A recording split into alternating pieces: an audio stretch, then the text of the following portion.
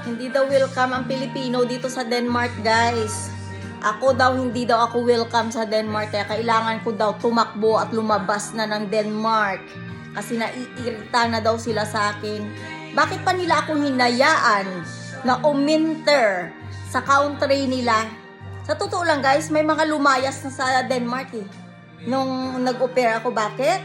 Dahil dyan sa buwisit nilang journalist na bastos. Na walang ginawa, kumuda ng mga report na wala namang kwenta. O diba guys? Hindi lang ako guys ang ginanyan nila. Pero bawal daw ang Pilipina dito sa Denmark. Alam mo guys kung sino ang welcome dito sa Denmark na to ng mga Pilipina? Ang mga puta, mga gold digger.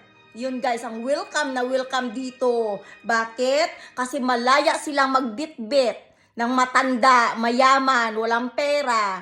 At kapag gusto nilang mag-jump sa titi ng iba, magja-jump sila in another hunter. 'Di ba? Ibang klase, no?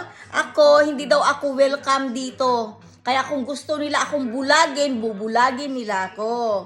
Kaya kapag ako nabulag, guys, promise, mayroon din akong bubulagin. Mayroon akong gustong ipadukot ang mata para palitan ang mata ko. Promise. Promise yan, promise. Dudukutin ko ang mata ng mga anak nila. Yun. Yun guys, ang mas magandang resulta. Para maturuan sila ng leksyon kasi wala na sila sa ayos.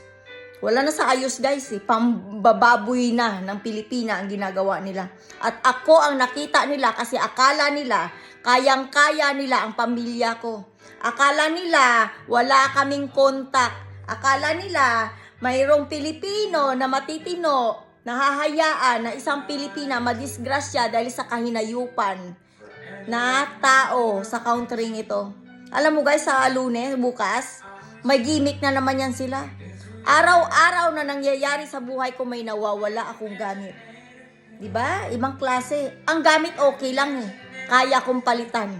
Pero ang buhay ko guys, napaka-importante para sa pamilya ko. Kaya pag once na nagbulag ako guys, promise, ipapadukot ko ang mata ng mga anak nila para ipapalit sa mga bulag sa Pilipinas. Kasama na ako. Ayun guys, bye.